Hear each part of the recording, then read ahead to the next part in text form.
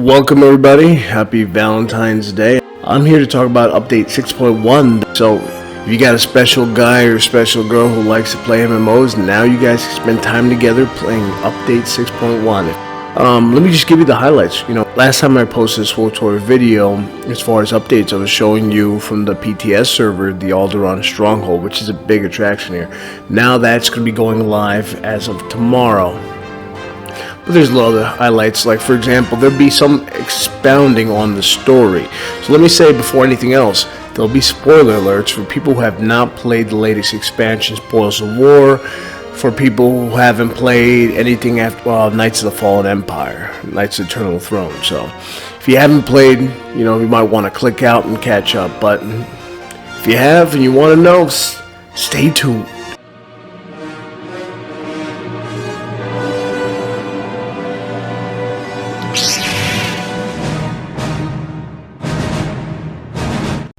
Greetings, citizens of the galaxy. Welcome to Swtor Gaming. Welcome.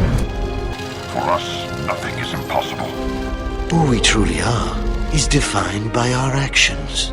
Alright, let's get right into it. So update 6.1, this was supposed to already been out and it got kind of delayed because they wanted to fix a lot of the bugs, so as a quality of life thing, right? So the story continues in the aftermath of Sith Empire's assault on the Meridian Complex shipyard, which you play as a flashpoint, the battle in Corellia, and you, depending on the choice you make as a loyalist or saboteur, you get to see a little bit different things. You get to eventually join different organizations, which I don't want to completely spoil, but it's worth playing.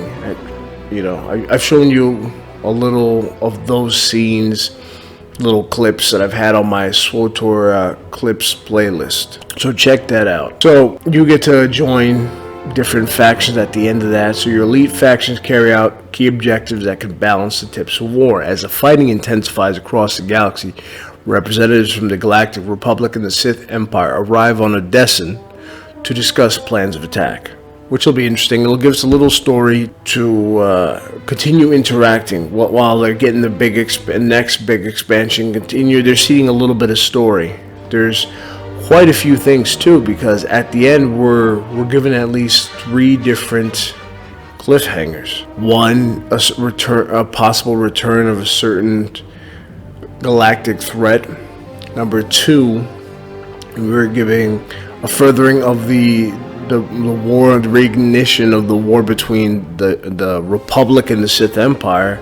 And number 3, your kind of key point where what your character's progression will be, as far as whether you'll, spoiler alert, like I said before, there's going to be some spoilers. Will you leave the Empire to join the Republic? Because technically right now you're an outlier. You were the main power in the galaxy when you had the Eternal Fleet, but now that you've lost it, you've had to choose to join, but you have the opportunity to switch sides. So that's one thing, that's something you might want to think about. And that's, if you have a character that's a dark Jedi who wanted to be a Sith, here you go, here's your opportunity. But are they really going to embrace you as one of their own, or are they just, it is eventually just leading you to your downfall? We'll see. I mean, I think they're probably seeding it and trying to figure out what they can actually do. You can check this. I'm just scrolling down a little bit. Heartbreaker's compound will be unlocked as far as on Mech Shah. The tacticals for the Jedi Knight, Sith Warrior, Consular. Well, all the classes have been improved. A Trooper. See, now operations and flashpoints and uprisings. Objective Meridian. People who die in the final encounter will no longer be blocked from flashpoint in some situations. Activity Finder, this is good for people who do pugs and constantly disappointing on the people you get. Activity Finder will no longer allow players to queue for operations they're ineligible for, which is great, because I've had my fair share of being at a higher level and only having a level 30 to join. Like, oh yeah, I'm a healer, and they're a level 30 healer and everyone's level 60 back when level 60. I mean, even when level 50 was the top, and I was playing when level 50 was the highest one could get as far as your levels. and you'd have someone at level 30, and then you guys are getting killed, and you only to realize, wait, what level are you at? Because they just want to be able to pick up, level up quicker. Now you got the Hive of the Mountain Queen. You have certain cosmetic changes, uprisings, which are fun. If you haven't tried uprising, you definitely should do it. All enemies, I actually picked up a couple decos from that. And uprising are now level 70. Players in uprising will remain at level 75. As a result of level adjustment for uprising, group finder rewards for uprising have also been adjusted. That's awesome. So the uprising, which means that now you got to be at a higher level to do uprisings, which is great though if you stay at level 75, because that gives you an advantage. It makes it quicker and funner. If you're at a higher level, you can just wreck shop. At level 70, they still should be a challenge. And then we move to items in economy. They combined patrol Tauntaun is a February sub-award. Corrected a typo in the stronghold decoration of Dathomir, which I'd like to see. Mercenaries no longer receive a generator when purchasing unidentified offhands. Regardless of what he says, Kaizakin unparalleled log is not a mount and now is properly declassified as a toy. I wish we could get a Kaizakin just mount, just a log where you float. If you have a Jedi Sage like him, just relaxing on the little yachts they have, eating fruit or whatever. If you could just have that same animation just on Kaizakin's log mount, which would be funny. But that's not what they're doing.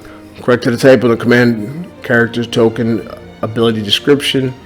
These are just regular certain things. Gladiator Striker's Tech Blade is now categorized as a Vibro Sword.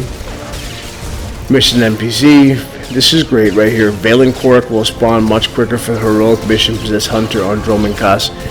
Most of us have played this, have probably been sat there and just arrived just to watch them fight and kill, maybe a group of people. Valen Korok. Usually, if you're not a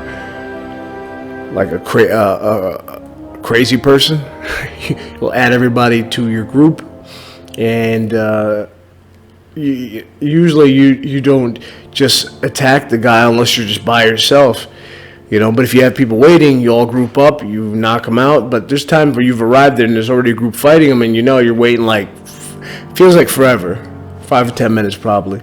But making them respawn much quicker will actually help people just keep moving along, move along. So the droids will no longer spawn under the map with an aluminum bar during his loyalist sweep contest objective. I remember, that was very interesting. An Imperial prison officer on the Eastern Ice Shelf will no longer has stealth detection, so it is in line with Republic counterpart. Killing Jedi Masters for Consume the Light will now grant mission progress as intended. Yeah, I had a couple of problems with that. The world bosses now drop tech fragments at, Land Squadron, Command Unit, Nightmare Pilgrim. Bounty hunters who finish first strike before completing their class story won't have their progression blocked, which is great. That's something that's annoying. But, that's generally PvP. Killing fields have been renamed to Fight for the Glory.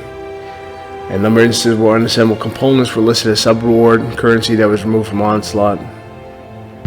So, that's just some things. Check out the patch notes on swtor.com/patch notes/game-update-6.1. Check out more of that. Well, that's it for now. Like I said, what are you guys looking forward to? Those who have played, comment in the area below. Just take a look. If you haven't, I'm going to link it in the video. You could take a look at Alderaanian Stronghold, which I'll put as a card you can click when the eye appears above. And let me know what you think. Alright, this is Swtor Gaming signing off, and may the force of your will further your destiny always.